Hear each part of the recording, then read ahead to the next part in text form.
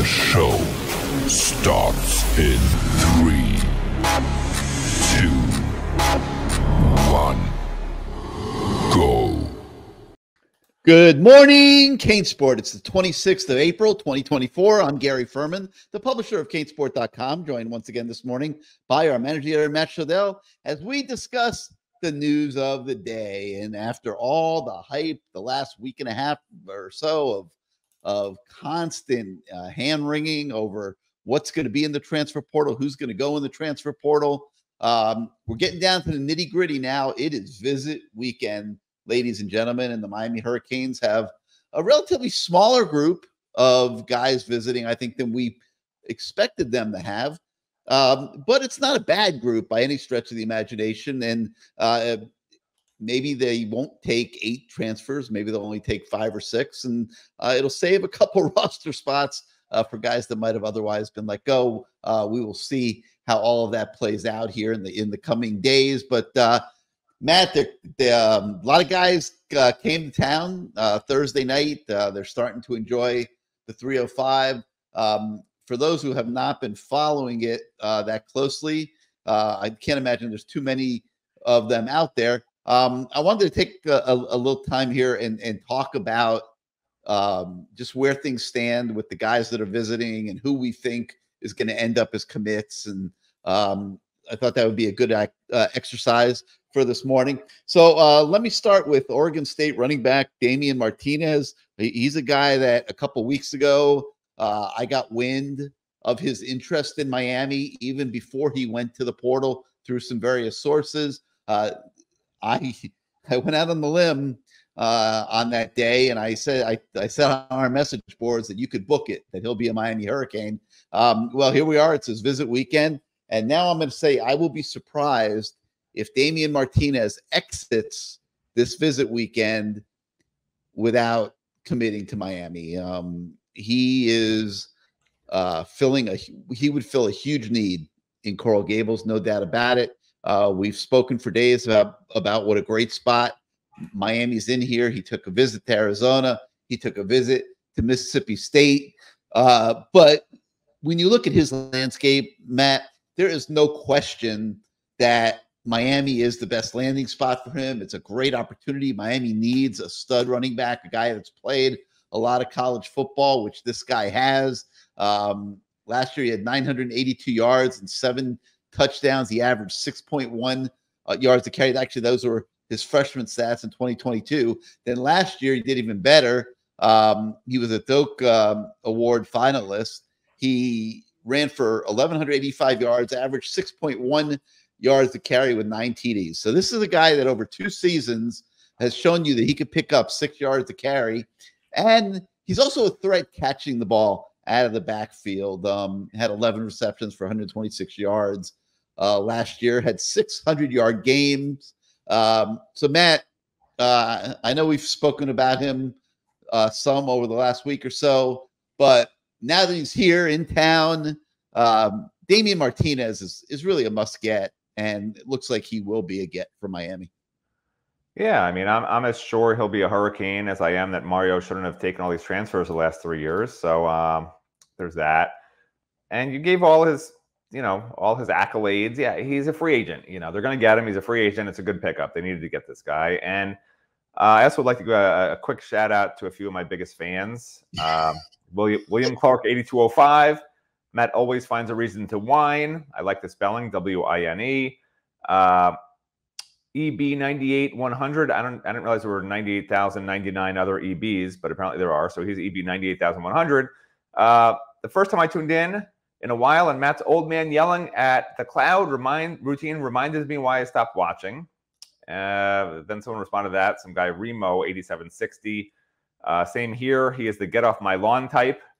I don't have a lawn, so I don't really know what that's all about. But if you want to build me a lawn, that'd be great. And then a really nice post by Canes266 saying, Matt's the star of the show. Keep it real. That's what I want. To which Remo responded, it's 2 people on the show. How can he be a star? Awesome. Yeah. So, I like that. Honestly, reading through the YouTube comments makes me realize that now I want to stay on the show just to annoy people. I no longer want to be off the show. I want to annoy Remo and whoever the 87,000 guy is. That's a reason now to be on the show. So thank you for that. Anyway, you can go on to the next. They're getting Martinez. Who else do you want to talk about? Yeah, I put that one at 95%. People like us to give percentages. I'd put that one at 95%. I'm going to put this next one at 90%. I really feel pretty good about Houston wide receiver Sam Brown. Miami looking to add one more piece at receiver. I think in an ideal world, this guy's 6'2", 195. Now, I think in an ideal world, they would have liked to have a bigger receiver. Let's be honest. Like they've got a lot of guys that are in the 5'10", 5'11", 6 foot, 6'1", 6'2" range. Okay, I think they would have liked to have a 6'4", 6'5" guy that can get down the field and be a true number one receiving threat. I'm not sure, Matt, that Sam Brown is all that, but what he does give you is a guy that's a little bit further along than all the young receivers that they have on the team. He has played a lot of college football. Last season, he had 62 catches, 815 yards with 3 touchdowns. As a redshirt freshman at Houston, he had 471 receiving yards while starting 7 games. So he would come in, he would compete with really Jacoby George. Restrepo is going to be on the field in the slot, and Isaiah Horton. He would come in and compete with those guys to be a starter, and then would certainly be part of a rotation. I like this pickup as well. I would have liked it a lot better if they got the alpha dude that I would think that they would have loved to get. But of the receivers that did go in the portal, Sam Brown, Matt, is probably as developed and as good as they really were going to be able to get. I mean, I remember you liked Frank Ladson and Tyler Harrell. Like, there's nobody you never like in the portal. Everyone in the portal is going to be helping. Better than this, better than that. I could rewind the tape. You weren't like, they shouldn't have taken those guys. What are they doing? They don't need They don't need this Brown guy. Okay. What has Brown done for me? Nothing. I don't need him because JoJo Trader, I think, winds up getting more reps than him. Ray Joseph, I think, winds up getting more reps than him. Isaiah Horton does. Coaches take guys like this because they're freaked out about the numbers. Oh my gosh, we have 8 really good receivers, but 4 of them are freshmen. God forbid we can't play the freshmen. And at some point, like, just let it go, man. Like, you don't need to take non-free agents in the portal, and they're over the limit. Every additional transfer they take from here on out, they're just getting rid of somebody. I just don't see the need for it at receiver. I'm sorry. The guy's not a free agent to me, so I don't take him. That's just me. But you're right. He's going to be in the class, so I guess everyone will cheer for him, and you'll be talking about how great he's going to be. So great. He's going to be in the class, and he's going to be in the rotation, and there is a place for him in this offense. He's in the rotation. There was no. Do you remember before last season, Shannon Dawson said they're going to play 7 to 9 receivers every game? They played 3 guys almost the entire game. All the time. Those guys barely ever came out when you look at their reps. So, like, don't be telling me he's in the rotation. There's no rotation under Shannon Dawson at receiver. He will be in. He'll be a second or third team guy. I think it'll be a 5 or 6. It's a great pickup. Great pickup. I think it'll be a 5 or 6 man. That's why you go in the portal to get second teamers. I don't think he's going to be I don't like. Horton hasn't done anything yet. Now he's made progress. He had a good spring, but I think this guy.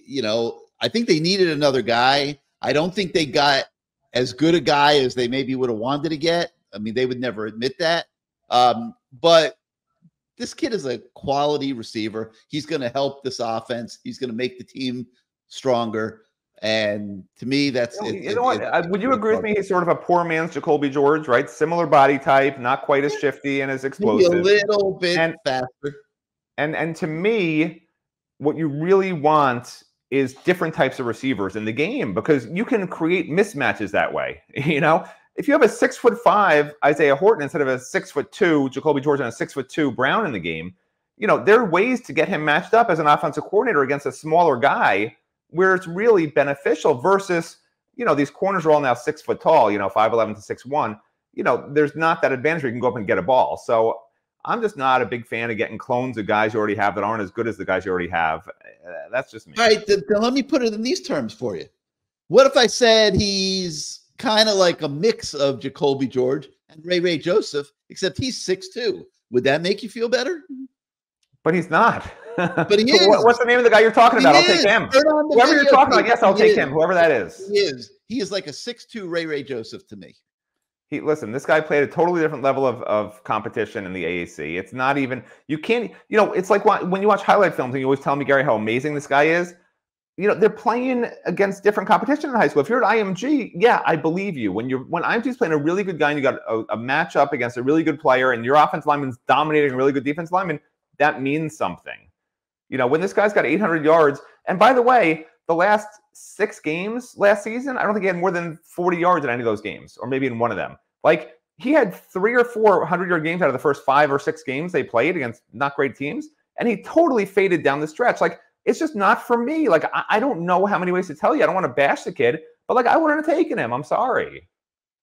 And here, you know what? I'll try to call it while you're talking about the next guy. I'll call up his stats from last year, so I'll tell you exactly.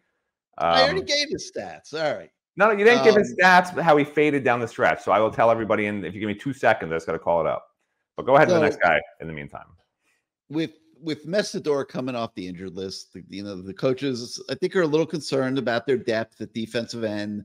They've got some young players that are showing promise. Cole McConaughey is the first that comes to mind, but they clearly feel like they need another body out there on the edge, and they've focused in on Louisville defensive end Tyler Barron. He used to be at Tennessee, went to Louisville. We think he does make a lot of sense for Miami. He's 6'5", he's 260. He started 19 games at Tennessee before he transferred to Louisville. So this guy's played a lot of football, and he played a lot of football at the line of scrimmage in the SEC, which means he should be battle-hardened to come into Miami and be a quality piece in the defensive line room. And, time will tell what that means. You still have Alston. Maybe Barron would be the 4th guy of a 4-man rotation at end, which is fine. But I don't want to get you mad, Matt, but I kind of like this pickup as well. He will be here on Saturday and Sunday. Obviously, they are hoping that visit ends on Sunday with a commitment. Do you feel a little bit better about Tyler Barron? I like all the defensive linemen that they're taking. I really do. But so here's the stats with Brown. Okay, huh? That they're trying to take. Well, yeah, if they can get him, yeah. So anyway, so the first 5 games last year, he had 99 or more yards in 4 of those games. Okay, that was against like Sam Houston State. Oh, now you're back to Sam Brown. I said I was going to look it up. Yeah, Rice, Texas, San Antonio, blah blah blah. Right. So 4 of those first 5 games, 99 or more yards. He didn't get 99 yards the rest of the season. Okay, the last 6 games, in 3 of them, he had 40 or less yards. In 1 of them, he had 49 yards. He had 12 yards in a game, 31 yards in a game. Like, he just totally faded down the stretch against better competition, And if it wasn't for a 51-yard catch against Texas, he would have had 30 yards in that game too. So, I mean, I don't know why you think he's going to be so amazing. You look at his stats, and he led the Houston in receiving with 880 yards. Yeah, but he got all those yards in the first 6 games, and then he was like the last 6 games, they figured out how to stop him. And if you don't think they can do that in the ACC, like I never like bashing anybody. I just like, the coaches to make smart decisions. I just would have passed. That's all I'm trying to tell you, Gary. And you're reading out stats and saying how great he is. I'm just telling you those are the real stats. Let's move on to Barron. What do you think of Barron? Yeah, I like Barron. Listen, Miami.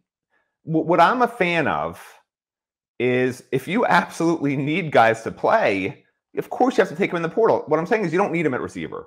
You certainly need him at defensive tackle. I know Barron's a defensive end, but with Kelly gone and now Messidor iffy, like if Messidor was okay and we knew he was going to be 100% like just back to normal, I've got no problem, playing Armando Blunt there.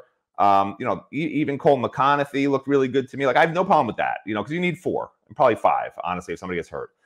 But because of Messidor's situation, and you don't want to play 2 true freshmen at the same time, obviously defensive end or really across the line, period.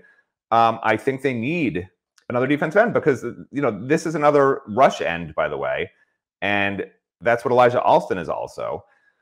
So, can he function as a run-stopping end? He's not as good at it, but he can certainly do it. And he's a really good player. So they have the need. He's a borderline free agent, this guy. I wouldn't call him a free agent, but he's borderline. To me, a free agent, you got to be first or second team all-county. None of these defensive linemen were. I think one or two of them was maybe an honorable mention. Not all. Did I say all-county? All-conference. I used to cover high school back in the day.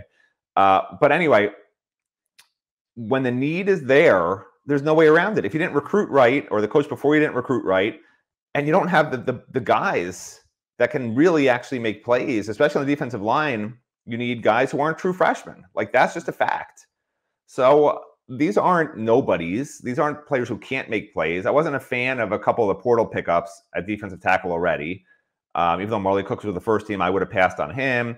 We can go down to Thomas Gore. I would have passed on him. Like, just some of these guys, they didn't move the needle for me. These three defensive linemen that are going to be visiting, obviously Barron is coming Saturday, and the other two come on Monday. All three of those guys I would take in a heartbeat, because they are difference-making defensive linemen.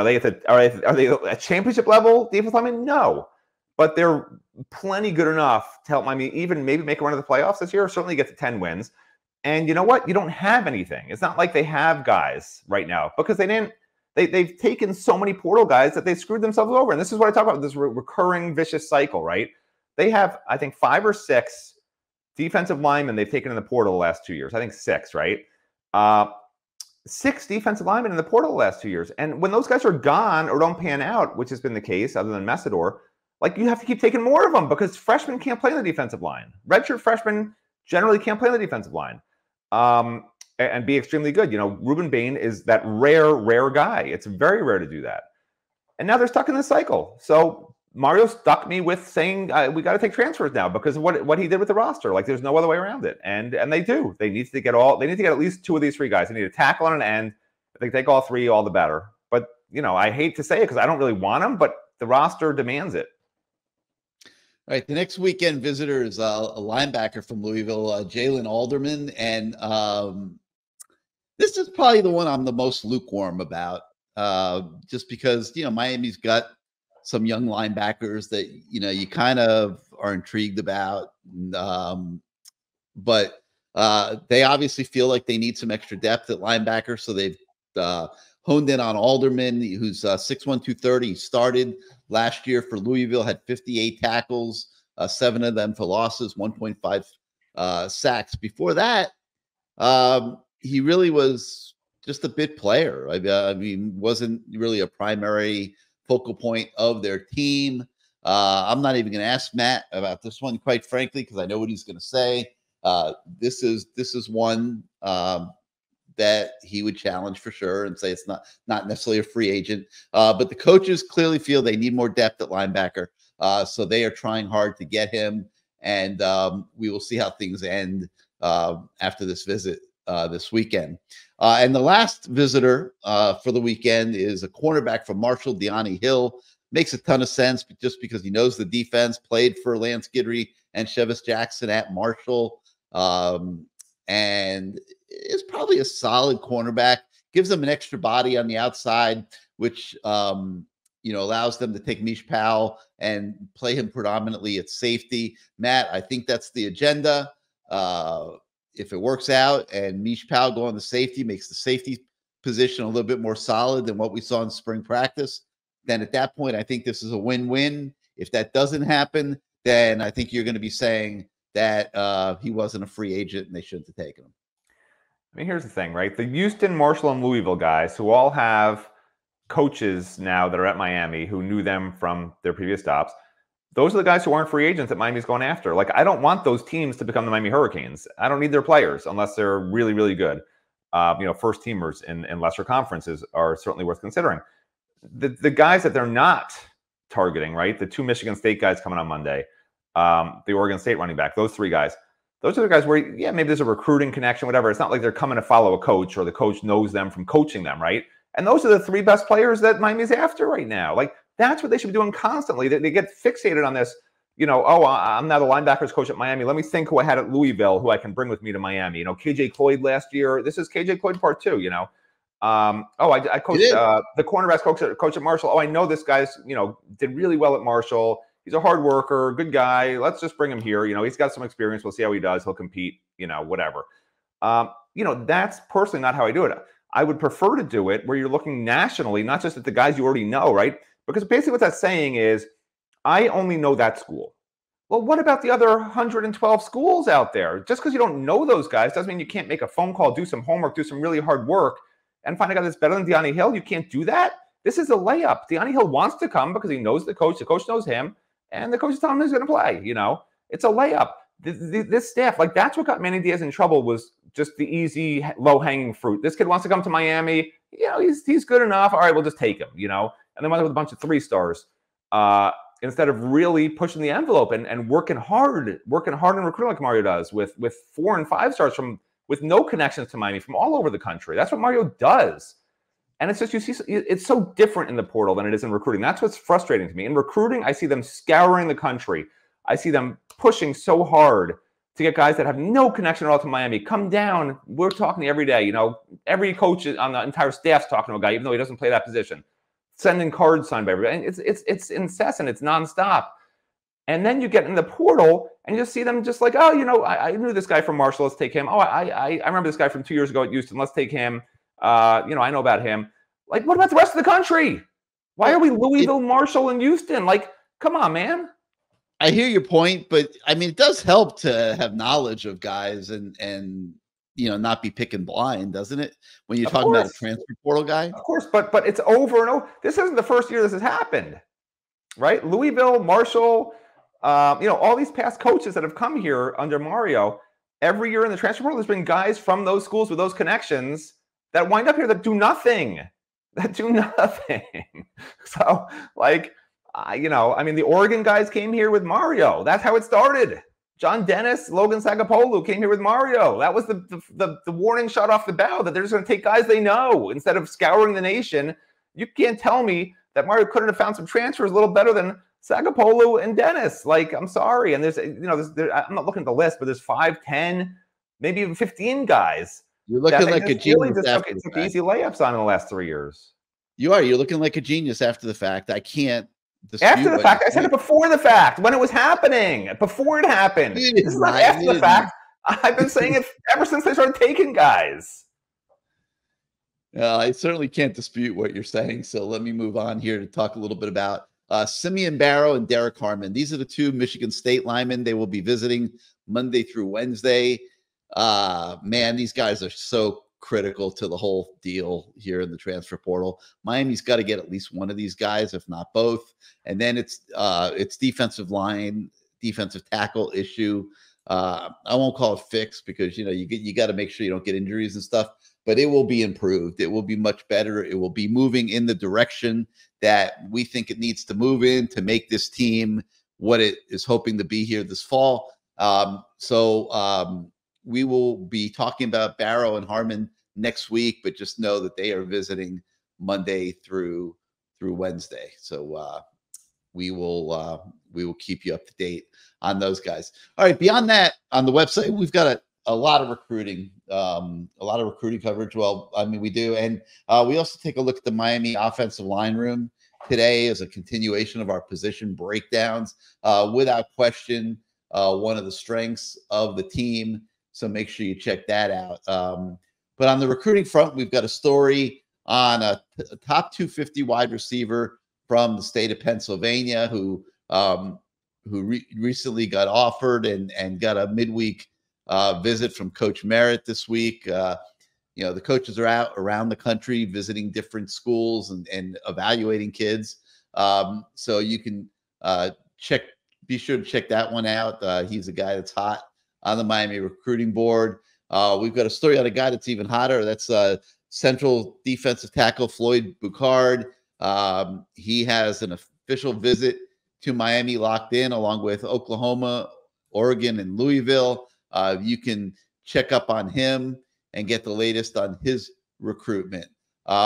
We also have a story on an offensive lineman from Kentucky, Isaac Spike Souls Jr.